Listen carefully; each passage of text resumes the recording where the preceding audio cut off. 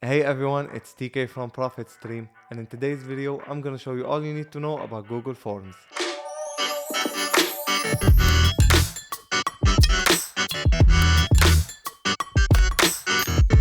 So Google Forms empowers marketers to collect data, understand their audience, and ultimately improve their marketing campaigns.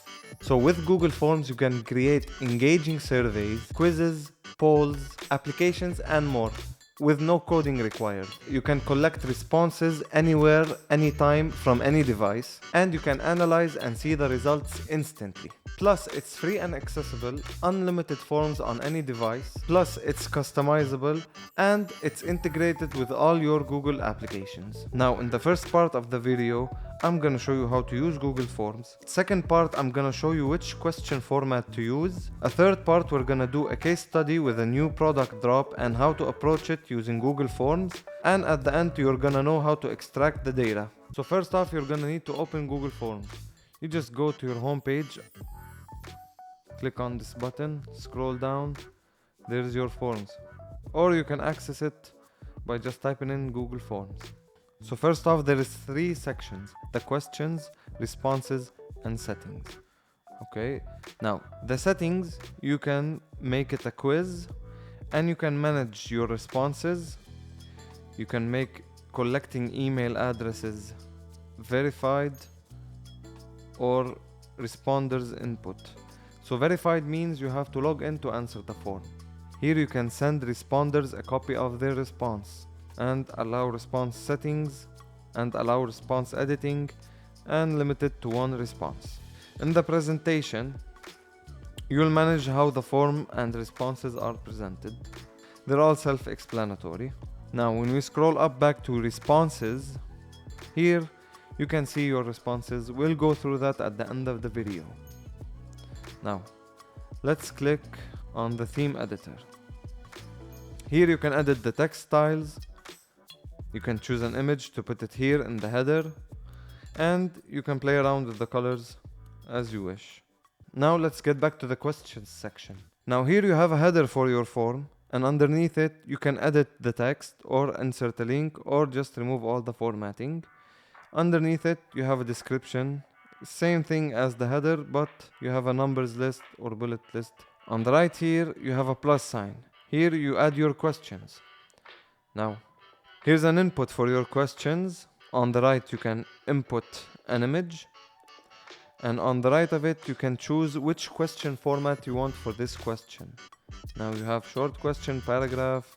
Now here you can duplicate it, you can delete it, and you can make it required. And underneath the plus sign you can import questions from other forms. Underneath it you can add the title or description to the question. You can add an image, a video, or add a section. Now before I get into the questions section, I want to go through which format goes with which questions. So multiple choices are best for fixed options, quick responses, and limited choices. For example, what's your age range? And which social media platform do you use most frequently? Short answers are best for brief factual information, simple opinions, single keywords or phrases. For example, what is your zip code, or what city do you live in? The paragraph or long answer is best for detailed feedback, open-ended opinions, in-depth understanding of users' thoughts. Example, what challenges do you face using our product? The drop-down is like the multiple choice but with a wider range of options, preventing cluttered interfaces. For example, choose your preferred language or select your level of education. Now, the linear scale is best for measuring opinions or preferences on a specific scale. For example, rate your satisfaction with our service from 1 to 5. It's best to remember, mix and match your question types. Keep your form engaging by using a variety of formats. Consider response fatigue. Keep the number of the questions manageable, especially for long answer types. And finally, pilot test your form. Get feedback from others before launching your form to identify any weaknesses in the question formatting. So the case study here is a cleaning company with a well-established customer base that wants to launch a new cleaning product, but it fails to truly connect with its customer base. This is where Google Forms comes into play. Now I've already filled out a form with the questions needed. Let's go through it one by one. Okay, so the cleaning product is gonna be named Floor Ever Young. First section, we have a welcome section. It's just your basic welcome section with an introduction to your product. Section number 2 is a question. Imagine finding a hard to clean stain on your brand new beige carpet. What challenges or frustrations do you encounter? So the first question is for understanding pain points. Open-ended questions about frustrations with the problem your product solves help identify real-world scenarios where your product shines. Now, the second question here, if a product magically appeared that could effortlessly handle these challenges, what would it look like or do? Now, in these questions, you tap into the customer's expectations. By imagining a magical solutions, you gauge the ideal features and functionalities, informing product development and messaging. Now, section 3 is introducing our product. Meet Floor Ever Young, a spray that makes the stains go away with new cleaning technologies. Now, you can add some image to this because you're introducing your new product. This question taps into the feature and benefit presentation. Showcasing design and functionality helps users visualize the product in action and understand its value proposition. Section 4. How surprised or intrigued are you by Floor Ever Young on a scale of 1 to 5? Now, in this question, you gauge initial interest. The 1 to 5 surprise intrigue scale provides a quick measure of the product's initial appeal. So which feature of Floor Ever Young excites you the most and why? Cleaning capability, fast and easy to use. In this question, you identify key features.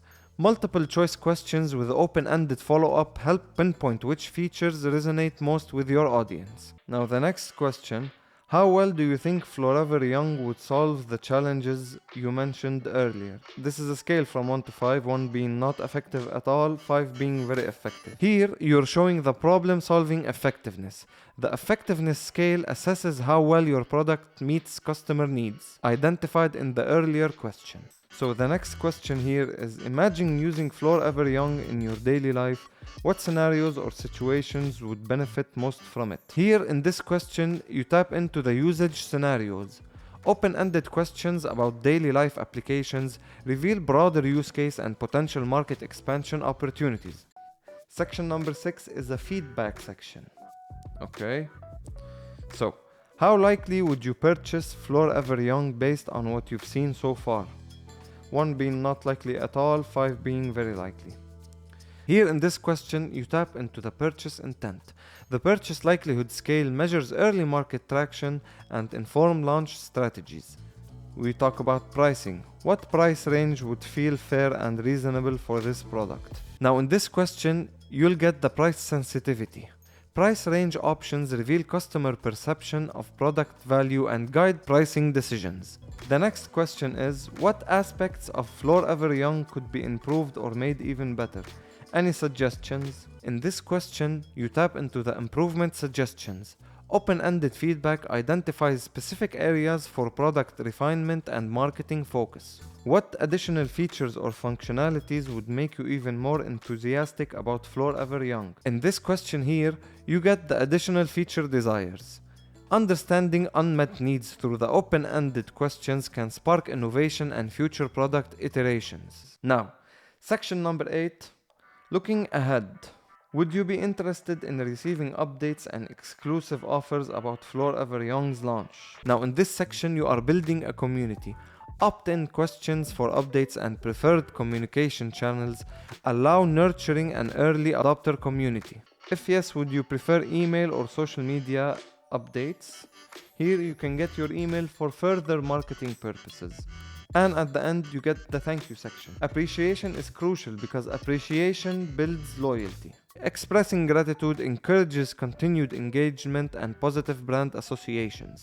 Now, overall, these questions offer a comprehensive understanding of your audience's perceptions, needs, and expectations. Now, by analyzing these messages, you can refine your product, tailor your marketing message, and increase your chances of a successful launch. Okay, to preview your form, you just click on the eye here and you can preview it if there's any needed adjustments. Now to get your responses, you just click on responses, view in sheets, and you get all your responses here. With this video, you learned how to use Google Forms, what question formats to use, and what questions to ask when you want a deeper understanding of your audience. Hope this video helps you in your marketing efforts. And stay tuned for more tips and tutorials. Hey guys, thanks for watching this video. Don't forget to like, share, and subscribe. Till next time, it's TK from Profit Stream.